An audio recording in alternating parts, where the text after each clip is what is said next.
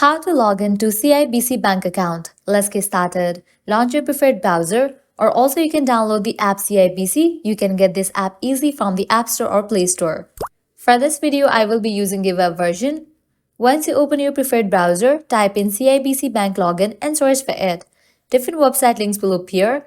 Navigate to this one website option, CIBC online banking, sign on. You will be directed to the login page. Now from here you can easily log into your account. All you have to do is provide the credentials of your account. Firstly, type in your card number. Then type in your password. In the case you have forgotten your password, click on this option to recover it. Once you fill this, click on sign on, and just with that you will be logged into your account.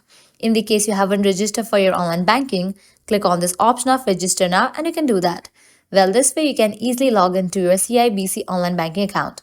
If this video was helpful, don't forget to like, share and subscribe to our channel. Thanks for watching.